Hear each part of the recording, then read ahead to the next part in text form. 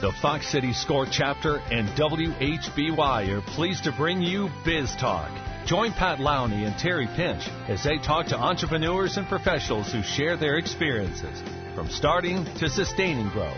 Learn the skills needed for your business to be successful and get interactive by calling 281-1150. If you missed anything, you can catch the Biz Talk podcast at biztalkwithscore.com. And now, from the Myron Construction Studio, it's Biz Talk on WHBY. Good morning and welcome to Biz Talk. I'm Pat Lowney. And I'm Terry Pinch. And Pat, it's a beautiful spring day, and here in the studio we're experiencing something that many people at home will be experiencing today. We've got producer Joey off to the side working away, and then we've got three highly opinionated retired people off to the side providing advice. Yeah. So we're glad you joined us this morning. Fox City Score Chapter puts on Biz Talk, and we'll talk a little bit more about that as we move on into the show. But we'd like to introduce our guest today, and our guest is Bill Devine. Hi, Bill. Good morning. Bill is a retired entrepreneur and pharmacist, and also has been a score mentor for almost 20 years, right? A little bit more. Okay. Coming up on 21 this fall. Good for you. And he does a great job. So we're going to talk a little bit this morning about, Bill, we're going to talk about your career and explain a little bit about what you were doing during your career. And then as you were looking toward the end of it, some of the things that you were thinking about and doing as you ended your career. And we're going to have a segment a little bit later in the program talking about, planning to end your business and maybe selling or how you're going to transfer that business on to someone else. So why don't we start out with you telling us a little bit about yourself? Okay. Great. I'm very pleased to be here. I enjoy coming to this talk and letting folks know in the community all the great things that SCORE is doing. Anyways, so my story is that I grew up in Madison and went to the University of Wisconsin. I worked for a couple of years in high school and a couple of years in college at a pharmacy, being a delivery boy and stock guy. And one day I decided I wasn't real sure what I wanted to do for a major, and I decided that maybe that pharmacy thing looked like a good bet. So I got into pharmacy school and got my 5 years in, got registered, came up to the Valley to intern, and I proceeded to spend 9 months getting my internship, and then I got registered as a pharmacist. And back, this was in the 60s, there weren't nearly the amount of chain drugstores or the big box stores with pharmacies in them or grocery stores like that. It was pretty much all independent pharmacies. And since I had come out of independent pharmacy as working, I sort of thought at some point in my life I would like to own my own pharmacy, or at least be a part owner in a pharmacy, which many of the places that I worked for, there were several people that were owners. Anyways, so I worked for about a year and stumbled upon a chain selling a franchise at the time, and maybe some of the older listeners will remember Union Prescription Center. And so in 1969 I opened the first Union Prescription Center in this area out on College Avenue. And that store went pretty well pretty quickly. And so in 1971, I found a couple of partners, and we opened the store in Fond du Lac and Anena. And those two stores went pretty well pretty quickly. And so I'm on a roll, so I start finding some other pharmacies here and there, and people started coming to me with ideas about where we could open other pharmacies. And so over a period of the next 15, 20 years, I got involved in a number of pharmacies, a grand total of 24 different pharmacies along eastern Wisconsin, further north up Sturgeon Bay and Marinette, down a number in Milwaukee, and smaller communities outside of Milwaukee, and then started 3 auxiliary businesses that were helping our pharmacy group be successful. So it was a lot of fun and a lot of hard work, a lot of long hours, but I really enjoyed it and fairly successful with what I did. Okay, Bill, you've got these 24 pharmacies, and people today think about a group, there'd be a head office 5, 10, 15 people running around helping this stuff. Describe how your business Okay, well, my business is out of my basement, out of the back seat of my car, and we had a small office in the Appleton Pharmacy where for quite a number of years my wife actually was my bookkeeper. But we was very low budget. Most of these pharmacies were one person manager, partner, pharmacist with me. Most of them were 50-50 deals and low budget independent small pharmacies. This chain started to come in and at this time, and so it got more and more difficult for the small independent single proprietor kind of pharmacy to succeed, and I was able to over a period of years buy a lot of other pharmacies out and then merge them into my pharmacies, which made them my pharmacies even more successful. So it was a really good time for me, and there's but slowly but surely the chain pharmacies have taken over the world, and in the valley there's only just a handful of independent pharmacies that are still there. My old pharmacy actually will be coming up on 50 years the 1st of September, just moved from its 49-year location up the street a little bit and is now Hometown Pharmacy because they've joined that group. And how did you compete against the chain stores? They're coming in, yet you're growing. What were you doing that allowed you to compete? Well, we provided a lot of unique niches that they didn't exploit. You mentioned the diabetes world. That was one of the big areas. We specialized for going after senior citizens, provided services and products that frequently the big chains didn't provide, and of course the personalized service. And all at that time and even today, people are looking for good service, and we provided that more so. At least my belief is that than the chains did. So therefore, we were able to not only do well, but we actually thrived as the smaller other independent pharmacies were going out of business. We actually increased our businesses even though the chains were coming in and picking up and buying out people. So I have a question about the time that you were building this network and everything. Were you still working as a pharmacist, or how much of your time was actually as a pharmacist and how much was going into managing a business? Initially, the first 5 or 6 years, I was pretty much filling prescriptions 40-plus hours a week. As time went along, I started hiring a full-time pharmacist and a manager. Then I got a partner to run the Appleton store, which allowed me to get out and spend more time on the road. I still filled prescriptions on a relief basis, not only for the store in Appleton, but also for many of these other stores, because it got me into the stores to do some making sure that their processes were correct and things were running smoothly. And generally they were, but you always find little things here and there that you can make improvement on, and so I would try to do that. How much time does a pharmacist have to put into continuing education a year? I have stopped doing that now because I gave up my license a few years ago, but I believe it's 20 hours every 2 years. And so that can be done in a number of ways. You can go to seminars, you can do online programs. Sometimes there are things in magazines, pharmacy magazines, you can fill out and send in. So it's not onerous, but it does require, some additional work.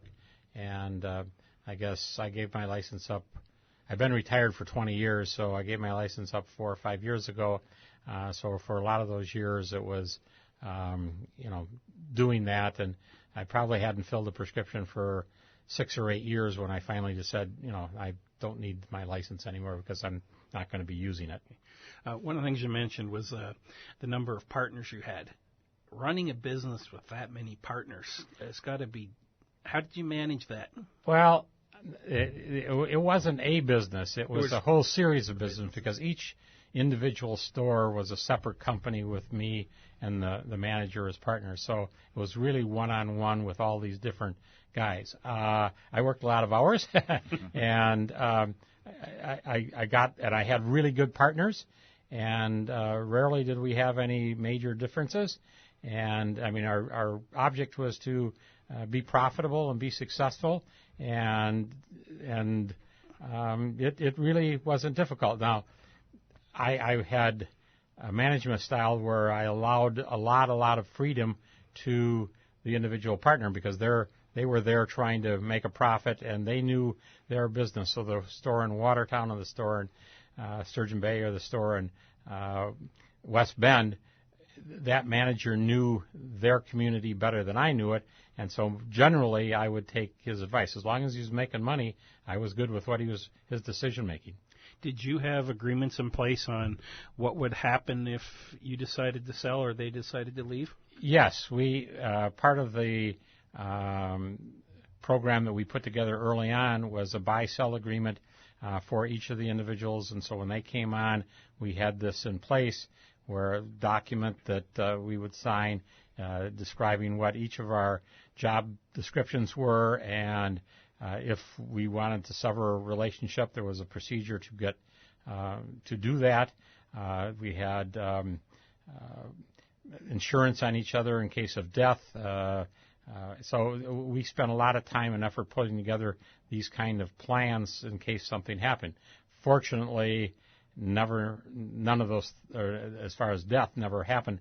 Did have a couple of people over a period of time, over the years, that said, for one reason or another, that they wanted to leave the organization, and it was right there in black and white exactly what the terms were and how we did it. We walked away as friends, and I still see these guys sometimes, and we're still friends. So that's a good way to be, because often you hear in horror stories of people trying to leave businesses, and there's huge battles, and attorneys get rich, and in our case, it all worked out well.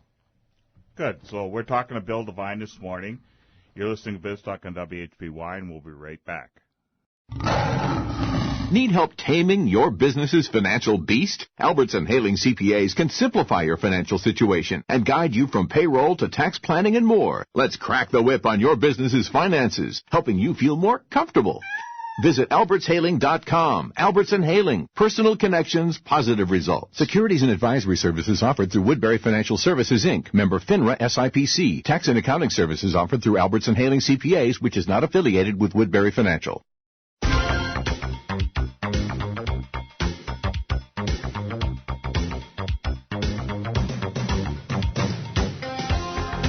Welcome back. We're glad you joined us this morning. Our guest is Bill Devine, and we're going to get back to Bill in just a minute. But first, I want to talk a little bit about the Fox City SCORE chapter.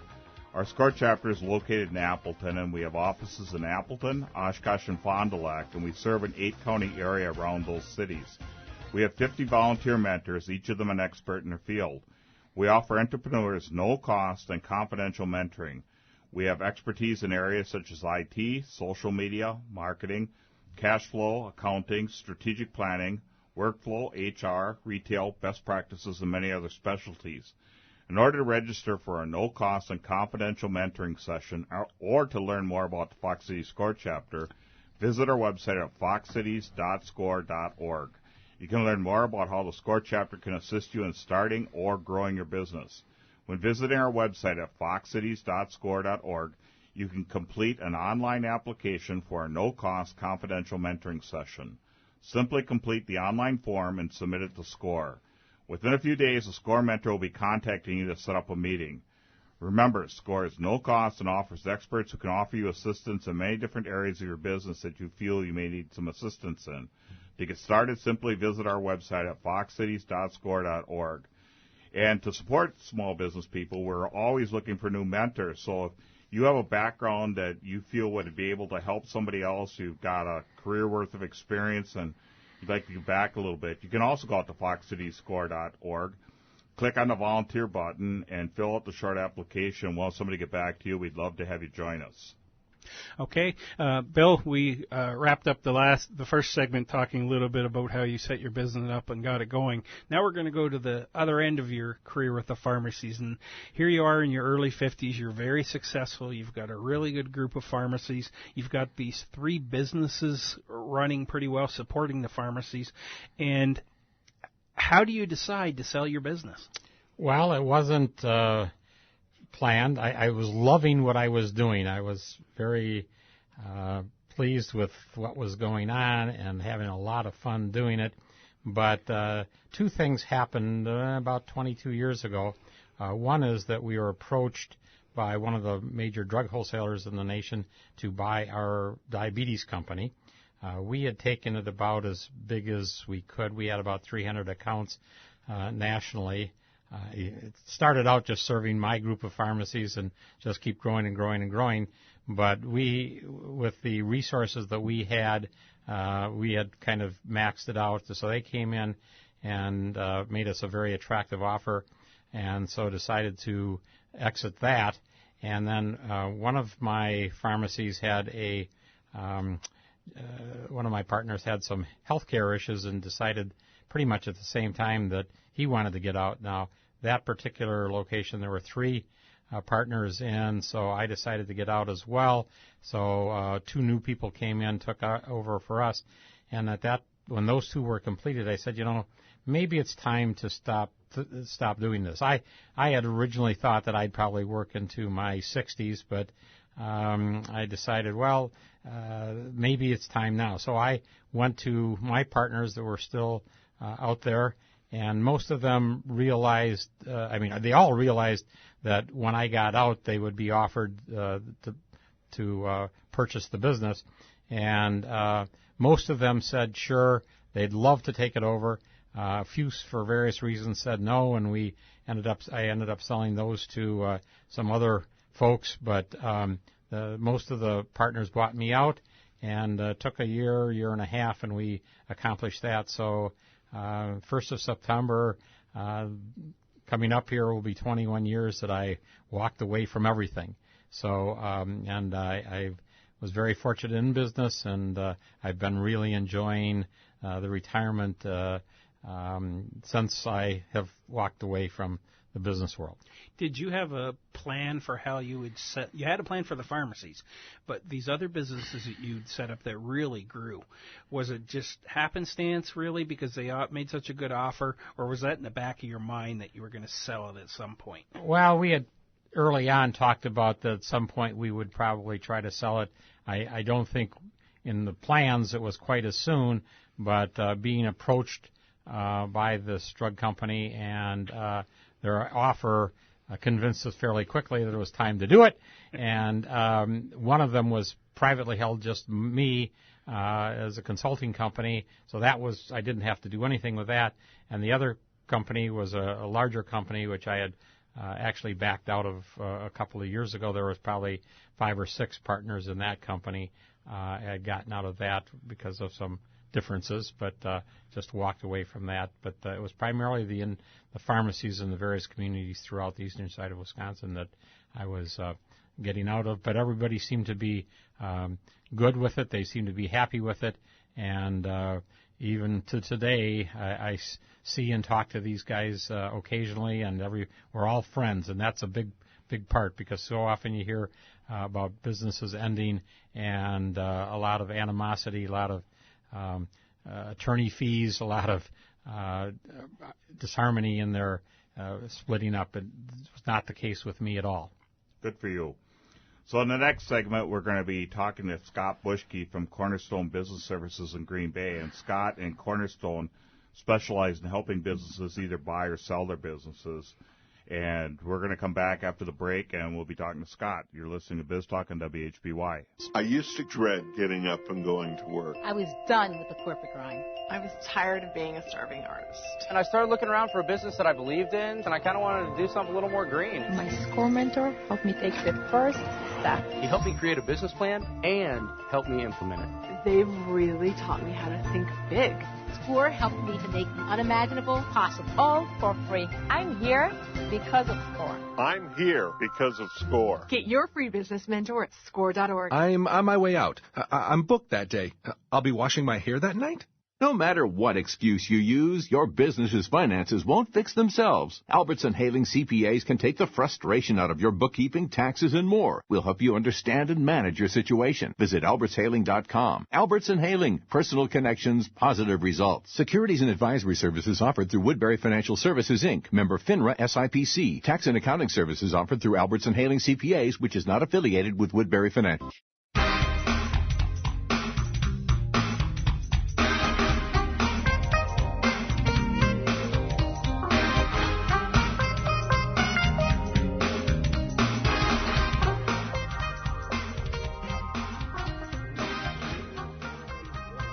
We have Scott Bushke from Cornerstone Business Services. And Scott, one of the things we want to talk about this morning is preparing your business for sale. What are things that a business owner should be thinking about when they're getting ready to sell?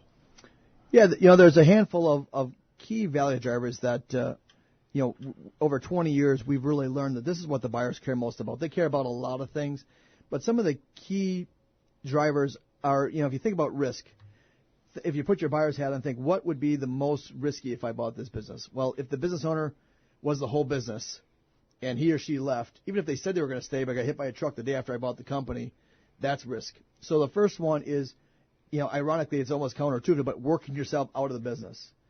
Because most business owners are really sharp, they're really good, they put in a lot of time and energy, and they take pride in going, yeah, I make all the decisions here. Well, that's actually the opposite of what you want it to be, or it's all in my head. I've created all these great processes and systems. You want it to be where you've developed, I don't care how big your team is. You could have 10 employees.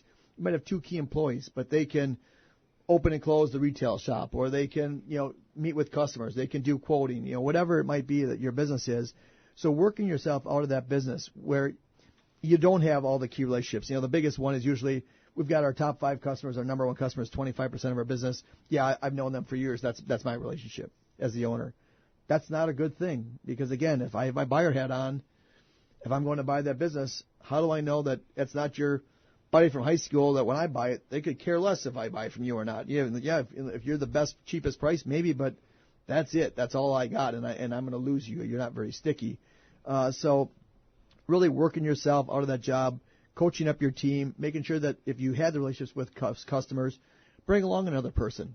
So when the buyer asks, well, so who's got the relationship with the customers? Well, I used to, but now I brought Terry along the last several times, and now they're calling Terry as much, if not more, than me. That's a great answer versus, no, I have those relationships. They call me whenever they got an issue. That's not a good answer. Yeah, you're at a point now where you want to be out of the business, which means somebody's got to be inside to get it and keep it running. Finding that right person is absolutely a critical part of selling or closing down or getting out of the business yourself. So it sounds like in this case, it's really one of hiring the right person or having the right person there to transition to. Yeah, having the right person and having maybe the right comp program, too, where it's not just a salary. Maybe there's some bonuses tied to profits or there's some golden handcuffs. I know we just worked with a company here in the area that, the leader, the CEO's got 2 or 3% of the company. It's not a ton, but you know what? It's a pretty sizable company. That'll be a nice payday whenever they sell the business down the road. So she's really working to build that business up, and I think he's gonna give her more equity over a period of time. So you really lock those people in, make sure they're aligned with what the goal is. Because if it's just sales, well, sales I can grow sales, but if it's razor thin margins and I'm losing money, that's not going to again bring value. So you really want to align your management, work yourself out, and align your management team or key employees with success or with that bottom line. Because at the end of the day, the vast majority of industries are tied to that bottom line or cash flow or EBITDA, and a multiple of that is how they generate value, not just your revenues. Second one is probably the deal killer in a lot of deals, and that's customer concentration. So if we've seen, I call it kind of the Walmart effect. We're growing like crazy. We grew from 5 million to 20 million to 50 million, but our top customer is 70% of our business, 50% of our business. Great for cash flow. Pull out as much cash flow as you can out of that baby. But when it comes time to sell, again, put your buyer hat on. If it's 60% of your business, which I've sold companies as high as 97.7% of their business, basically they have one customer. But if that one customer leaves, you are out of business. Terry just talked about cash flow. Cash is king. If you don't have cash flow, that one customer goes away. I don't care if you have the best process in the world, you're probably out of business. You don't have time to recover from a hit like that. So, really what buyers like to see is having that top customer be 20 to 25% of your business. If it can be less than the lesser the better for sure. But once it gets over 20, 25%, that's when a few more questions might come in. The value might be a little bit less than what it would have been otherwise, or the structure where instead of getting the majority cash at close, it might be a little bit less with maybe an earn out to bridge the gap. So, okay, I'll pay you the value, but if they leave, I don't want to pay you for it, so I'll pay you X at close and Y over 3 years. So as long as that customer stays, you'll get that money. But if they leave, then you don't get it. Well, as a seller, you go, okay, great.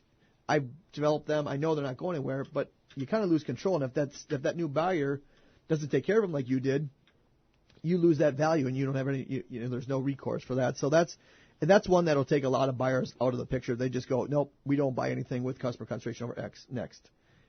The third is really trends. Looking at the trends. Are you steady? Are you trending up? Are you trending down? Are you yo-yo? Buyers do not like yo-yos, and they don't like trending down because they want steady, or ideally they want that growth strategy. So, okay, here's where the company's going, and here's where you can take it to, and it's a much better story when you're talking about what the opportunities are for growth, because they're seeing that growth strategy going up versus, you can grow this thing 40% next year, but you haven't grown it for 10 years. It's like that hockey stick approach. Buyers don't buy into that. In fact, you lose credibility when people say that. So having that trend, in a positive fashion. Looking at your margins, are they the typical kind of 10% margins on the bottom line, or are you getting 15, 20%? There's a survey out there through GF data that show time after time again, if you have above average margins, you will typically get a higher value, because again, think about it. If you grow sales, you're going to get more money, more pennies for every dollar that you're growing sales versus 20% versus 10. That's double. So it really helps with growth and increased cash flow. So if you don't be the low cost leader out there, that's really a hard place to stay, because there's always people coming in with new technology or cheaper methods or overseas or whatever it might be that can take you out there. You also prove that you've got value you're delivering to your customers too. Exactly. And going back to customer diversification and customer concentration, it's not just customers, it's also suppliers. So again, if you have one supplier that you get some mission critical piece for, and you don't have any other options for that, and they shut down, they get acquired, does your business stop? Does the line shut down? So again, looking at those things as well, the size of the company, bigger does make a difference. Typically, the bigger the cash flow, the bigger the sales, the higher the multiples. A company doing $100 million in sales with an $8 million EBITDA versus $10 million in sales with a $1 or $2 million EBITDA, that larger company will get a higher multiple versus a smaller one. And the reason for that typically is, again, less risk. The bigger the company, again, hypothetically, there's a better management team there. It's more solid, better infrastructure in place, more efficiencies, less chances of maybe customer concentration or whatever else it might be. So the more you can grow your company in a smart way, it's going to drive value. And there's on the smaller side of deals, there's really some thresholds that if you're close, you might want to try to get over. It's that EBITDA, that net income, adding back your interest, depreciation, amortization, is that $1 million in EBITDA. If you can get over that, a certain group of buyers will look at that. And then if you get over $2 million, there's a lot of private equity firms out there that are looking between $2 and $10 million in EBITDA. And literally, if you're at $1,850,000, they will not look at you. Can you explain what EBITDA is? Yeah, it's taking your net income, and then you add back the depreciation, the interest that you have against any long-term debt, your income taxes that might be on your books, and then any amortization that you might have from the intangible assets that you're writing off and things along that line. So literally, if it's $1.9 million, and then in our box, we have to stay inside our box and play. It's $2 million. So if you're at $2 million and 1 cent, there will be buyers that will look at you that at $1,999,000 will not look at you. So those are just some break points that, if you're close to that, you might want to try to get up to that. Another one is tied to your financials is having clean financials. Having reviewed or audited financials. And again, if you don't want to do audited financials because it's an investment for 50 years, do them the last 3 years. Again, if you're doing the right exit planning, you know when you're going to get out. So hey, I'm coming up on 5 years. Now I'm going to start spending some money now. Again, because that investment will pay off. The numbers are firmer. There's less surprises, and buyers will pay more. And typically, a sizable, again, a half turn on EBIT or so, and then these quality of earnings. You do those before you go to market, because again, those are areas where you're really going to dive in and see if there's any surprises or any skeletons in the closets, or are we missing anything, or did something get reclassified in the wrong month, wrong year, and is that EBITDA truly the right EBITDA number? So you're basically doing all the work that a buyer will do. So if there aren't any issues, you can go to market very strong that I'm confident this number is right and no surprises. And if there are, well, then you got time to say, you know what, let's take a time out. Let's not go to market right now. We can fix this in a month, 2 months, 6 months, a year, whatever it might be, and then go to market. And, if there's a big issue, that could be sizable. That could be millions of dollars difference by fixing that problem that you otherwise wouldn't have known you would have had. It would have been an 11th hour issue, and all of a sudden it comes up, and now the buyer either walks away or the buyer changes the value. One of the things we've talked about a few times before, but when you're talking with somebody who's been running this business, might be 30, 40 years, and they've grown it over a certain period of time, but they've probably done it, made adjustments, but it's been in a similar way. This is an opportunity at this time too to maybe bring in some outside help to get different ideas. If, say, you're having margin problems or other issues there, do you see people doing that too as they prepare for sale? Yeah, we'll do our estimate of value and come back and say, hey, we're $10.5 million, and they go, well, to where we need to get to where we need to be, we really need to be at 13. Okay, well, here's what you could do, and a lot of times they'll say, oh yeah, I can do that, and I'll stop them and say, just challenge them and say, okay, well, you haven't done it for the last 5-7 years of your life. Why are you going to do it now? And what usually will happen is it's a flash in the pan, and then they go back to what they're doing. So, when you're in that 3 to 5 year window, really any time, but especially in that 3 to 5 year window before selling, to bring in the right coaches. There's people out there that can do executive coaching, leadership development, coaching up your next generation of leaders, doing, sales coaching to really build that brand and firm things up, helping with infrastructure to make sure the infrastructure is in place and you're not running on systems that are, for much smaller companies or very, very old. There's so much work that a good consultant can do. And that's where I think, like working with SCORE and getting some recommendations from you guys or from us really help, because as you guys know, there's a lot of people that if they don't have a corporate job, they magically become a consultant, in a lot of cases. So there's so many people that, you really need to make sure that they're vetted and true and working with SCORE and working with some of the other groups out there that are really good and vetted is so important, because they are worth their weight in gold. You just got to make sure you're working with the right ones at the end of the day. And the last thing I would want to bring up is revenue. Not all revenue is equal. The more reoccurring revenue or sticky revenue versus transaction revenue might be the difference between multiples of EBITDA and multiples of sales. So if you look at a subscription model, all these internet, online subscription models, just pay $10 a month. Well, those all add up. And when those go to get valued, they actually value that business on a multiple of those subscription revenues, not just what the bottom line is. Versus my business, I sell a company. I probably don't work with that owner again. They're down in Florida or wherever they might be. My business is very transactional, so mine would definitely be based off of EBITDA. So the majority of companies are based off of that EBITDA or that cash flow, but the more you can create recurring revenue models, think about really any industry. You could find unique ways to create recurring revenue. Look at the HVAC industry. It used to be just, hey, I need a new furnace. I'm going to call 3 or 4 people, get a quotes, beat them all up, and try to pick the cheapest one out there. No idea if it's the best product or not, or if they care about me or not. Now, I pay $200 to Kennard Heating and Cooling. They come over, they do an inspection of my air conditioner once a year. They inspect my furnace once a year. I get 20% discount on parts. If I need a new air conditioner, new furnace, guess who I'm calling? Kennard Heating and Cooling. So it's just one of those things that it creates some goodwill, because now, Kennard can say, I've got 500 households that not only pay me $200 a month, which is nice, but I've got that reoccurring revenue coming in. These are all repeat customers, so that's a more stable business that I can pass on to someone versus, well, I have some of the email addresses, but I have all the addresses of people that I've sold to over the last 10 years, but here's the book, good luck, you figure it out. Yeah. So now you're only as best as your last sale. Yeah, and that's where a lot of the trades get into problem is that, well, what am I buying? You've done a bunch of construction jobs, but what is that? So that's where, if you can build up that reoccurring revenue versus transactional, that will bring much more value to your business and also make it much more saleable as well to different buyers.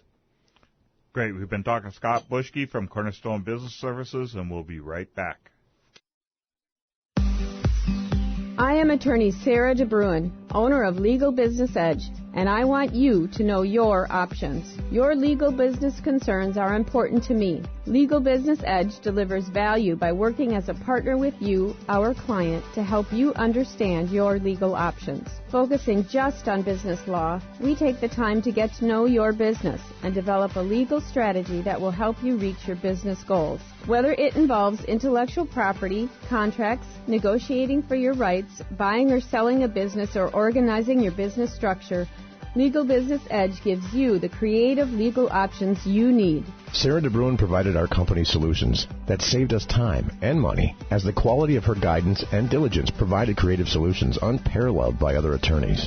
Know your options. Call Legal Business Edge at 920-851-7761 or visit legalbusinessedge.com. Subtract line 6 from 13. Put in box 5 on Form 1040EZ. Easy? Really?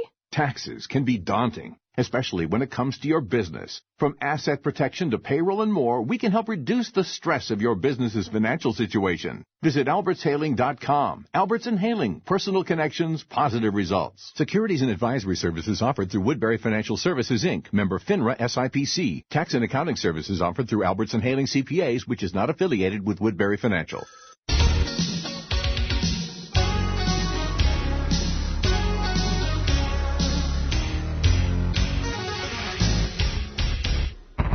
I'd like to thank our sponsors who help us bring Biz Talk to you each weekend. We couldn't do it without them, and really appreciate their support.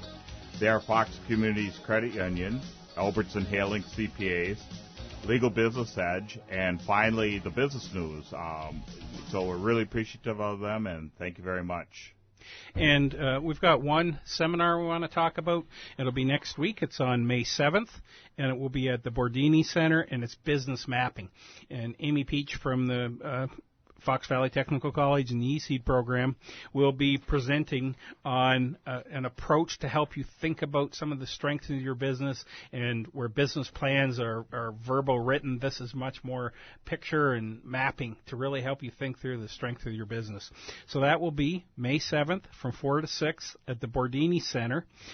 It is free, but registration is required, and you can register at www.foxcities.score.org/indexed. Okay. With that, we're going to turn back to Bill Devine for the final segment, and we've talked through now to the point where you've sold your business, and we want to talk a little bit about the adjustment to retirement, how you manage that, and what you've been doing for 21 years since you've been away from work. Okay. Well, I worked a lot of hours, enjoyed it, as I said, but a lot of people would tell me, you're never going to retire because this is your life. And it was my life. But I, as much as I loved doing what I was doing in the business world, I immediately got involved in a number of volunteer organizations, including SCORE. My father had been involved in SCORE for many years in Madison, told me about it. So it was same time I resigned, I started counseling people, and that's been a terrific part of my life for the last 20-plus years. I got involved in a lot of volunteering. We do a lot of traveling, both national and international. And then I tell people that the third thing that I get to do is help my wife with her passion in life, which is spoil our grandchildren. So we do a lot of family things. We see them. We saw them yesterday. Some of the other ones we'll see tomorrow. So we spend a lot of time with our grandkids and our children that fortunately are in this area. But you can get involved in whatever you feel like, and I do say to people, get involved, because too often, when I was practicing pharmacy, I would regularly see people whose health diminished greatly after they retired. They may worked in a mill or something for decades and decades and just looked forward to this retirement. As soon as they retired, their health started deteriorating because they weren't active. So if you're into gardening, or if you're into exercise, or you're into traveling, or you're into volunteering, get involved, keep busy, keep both physically and mentally active so you can keep your health. How difficult was the transition for you? Not at all. I immediately jumped into all these things and had no problems. I was concerned because I wasn't at home a whole lot, what was going to happen, and I talked to numerous other people with the same kind of fear, what's going to happen. My wife and I are going to be sitting around the house, we're going to get into each other's hair. I think both spouses will be concerned about that, but it's because I got involved in so many things so quickly, that never occurred. So it has worked out very well, but my one word of advice is just, find some things that you have passion for, get involved, and go out and try to make this world a little bit better place by giving back. One of the things about getting involved is you also stay in the community and aware of what's going on. It's real easy to get lost in that when you've been very active all your life, and then you step away. You start to lose touch a little bit with what's going on and how it's going on. So I found that being involved in organizations and things keeps you current, keeps you active, as you say, and hopefully keeps you more interesting too, because you are current and you can keep the conversation going when you're talking to people. Do you find that? Sure. Oh, absolutely. Yes. And you find people with passions in their life. So whether it's SCORE and talk to all of the volunteers that we have getting involved, and we regularly get second co-mentors involved, second or third mentors involved to some of these clients. So you keep those, and whether it's your church or whether it's any other organization, you start sharing time with people who have like interests, and it makes life very enjoyable. One of the things we hear regularly in the community is people who have regrets as they look back at their career and then go through retirement. And it's kind of sad, but you're somebody who, when we talk to, you don't have many regrets. You really have done things well. What do you feel about that? Well, of course there are things that you wish you would have done differently, okay? But I always felt that I'm going to make the best decision I can and move on. Sometimes they're not the right decisions, and I tell my clients that. Make the decision the best you can, move on. If you make a poor decision, you learn from it and keep going. Bill, I'd like to thank you for coming in this morning. It's been great talking to you, and thanks for the help and SCORE. That's it for our show this week. If you came in later, would like to listen to it again, you can hear the podcast on our website at biztalkwithscore.com. We'll see you next time.